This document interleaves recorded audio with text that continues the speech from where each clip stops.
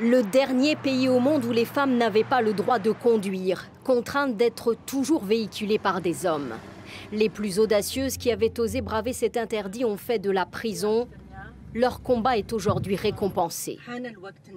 Le roi Salman vient d'autoriser les femmes saoudiennes à prendre le volant. À Riyad, ce matin, dans ce café exclusivement féminin, puisque hommes et femmes sont séparés dans les lieux publics, les Saoudiennes ont bien du mal à croire que cet immense tabou social soit enfin tombé. Je suis très heureuse. J'ai pas dormi de la nuit tellement je suis contente. Ça fait des années que nous attendons ça. J'ai 27 ans et ça a toujours été mon rêve. Ça va nous aider à compter sur nous-mêmes et à ne plus avoir besoin de qui que ce soit. Nous n'allons plus avoir besoin de chauffeurs, nous serons libres et indépendantes. La mesure entrera en vigueur en juin prochain, le temps de laisser le pays se préparer. De nombreuses femmes de l'élite saoudienne savent déjà conduire, mais beaucoup vont devoir passer leur permis. Et les policiers suivre des formations pour apprendre à s'adresser correctement aux conductrices. L'interdiction de conduire était devenue l'emblème du combat des femmes saoudiennes qui ne peuvent voter que depuis 2 ans. Ce n'était pas juste le besoin de conduire et de se déplacer. Conduire était aussi le symbole de la lutte pour nos autres droits. Le décret a été pris par le roi Salman, mais la décision est à mettre à l'actif de son fils, le prince héritier Mohammed Ben Salman, engagé dans la modernisation du royaume. Voilà, et pour aller plus loin sur cette question, je reçois Clarence Rodriguez. Bonsoir Clarence. Bonsoir Louis. Vous êtes journaliste correspondante, vous avez été correspondante en Arabie Saoudite pendant une dizaine d'années. Vous êtes l'auteur de Arabie Saoudite 3.0, parole de la jeunesse saoudienne, à paraître bientôt là? Le 12 octobre exactement, aux éditions Éric Bonnier. Ouais. Alors vous connaissez très bien ce pays, vous connaissez très bien les femmes dont on parle, qui vont pouvoir conduire. Elles viennent de remporter un combat important là? Oui, une victoire. Effectivement, un long combat qui a commencé en 1990, lorsque 47 femmes saoudiennes ont pris le volant. C'était au moment de la guerre du Golfe, à Riyad. Elles voulaient faire un peu comme les soldates américaines, parce qu'elles voyaient les soldates américaines conduire, et elles se disaient « mais pourquoi pas nous ?» Et en fait, elles ont essayé de conduire, elles se sont fait arrêter, et elles ont été humiliées. Il y a eu également l'épisode, je ne sais pas si vous vous en souvenez, mais il y a eu cet épisode de Manal al-Sharif, que l'on voit justement. Manal al-Sharif, en 2011, au mois de mai, elle a été arrêtée et elle a purgé une peine de 9 jours. Et parce que les images qu'on a vues étaient des images clandestines, volées, cachées évidemment. Et oui, et postées sur les réseaux sociaux pour bien faire comprendre que, eh bien, ma foi, ces femmes réclamaient le droit de conduire. Et il y a eu également plus près de nous, c'est Loujain et Maïssa, ces 2 jeunes femmes qui ont conduit à la frontière des Émirats arabes unis et de l'Arabie saoudite. Elles étaient détentrices d'un permis de conduire international, mais elles ont voulu montrer l'absurdité, si vous voulez, des autorités saoudiennes, à savoir qu'elles étaient détentrices d'un permis de conduire, mais qu'elles ne pouvaient pas conduire dans le royaume. Elles ont quand même été arrêtées, elles ont été jugées par un tribunal spécialisé en matière de terrorisme, donc elles ont été condamnées en tant que terroristes, et elles ont purgé une peine de 75 jours. Alors c'est aujourd'hui, j'ai envie de dire, que grâce à ce décret royal, on rend hommage à toutes ces femmes, il ne faut pas l'oublier, qui au péril de leur vie ont obtenu ce droit de conduire. Mais il y a encore beaucoup d'autres droits à acquérir pour les femmes en Arabie Saoudite. On va en parler, Clarence, dans quelques instants. Je vais rejoindre Claire Giroux. Claire, pour nous donner quelques exemples concrets qui illustrent le côté liberticide de l'Arabie Saoudite. Eh ben voilà, je vous ai sélectionné 2 exemples, Louis, vous allez le voir. Donc on a par exemple ce jeune homme qui est en train de danser la Macarena sur un passage piéton à Jeddah. Voilà, Jeddah qui est la 2e plus grande ville d'Arabie Saoudite. Ce jeune homme a publié cette vidéo sur Internet et il a été interpellé par les autorités pour comportement public inconvenant. Et cela, eh c'était il y a un peu plus d'1 mois puisque c'était le 22 août dernier. 2e exemple, on a cette jeune femme donc, qui pose dans une rue de Riyad. Elle a 20 ans et elle pose sans voile.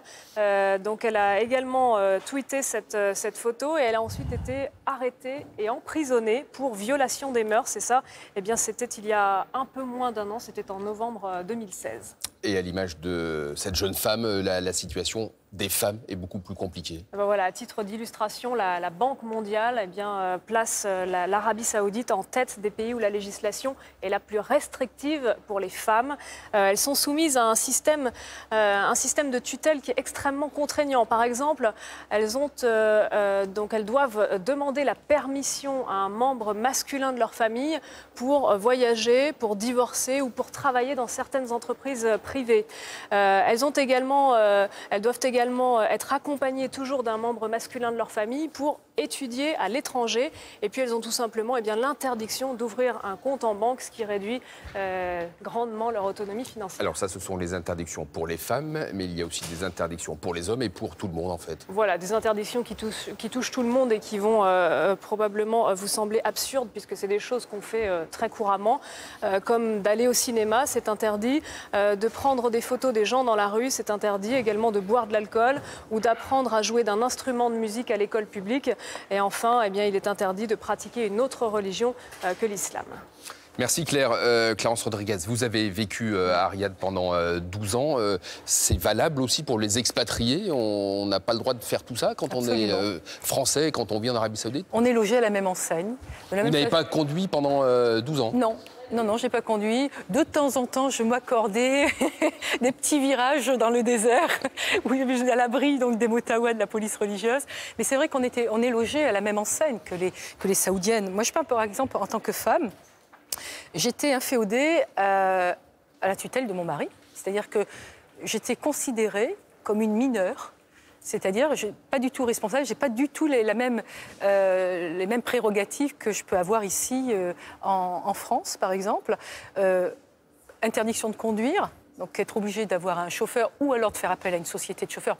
Parce que d'avoir un chauffeur... Mais ça coûte cher aussi, ça. Ça coûte cher, mais c'est la raison pour laquelle, si vous voulez, aujourd'hui, il y a ce décret royal. Oui, c'est aussi une réalité économique. Absolument. J'ai presque envie de dire c'est grâce ou à cause, je veux dire, de la crise économique que les autorités saoudiennes ont pris ces mesures. Oui, crise économique parce que chute du prix du pétrole. Absolument. Et donc il faut diversifier l'économie en Arabie Saoudite. Oui. Et donc faire travailler les femmes?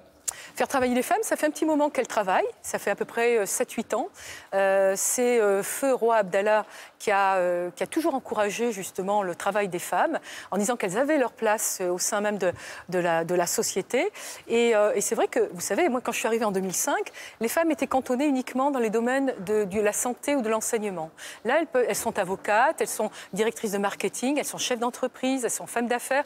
Ce sont vraiment... Et puis des femmes brillantes qui font des études. Et je l'explique justement dans mon livre.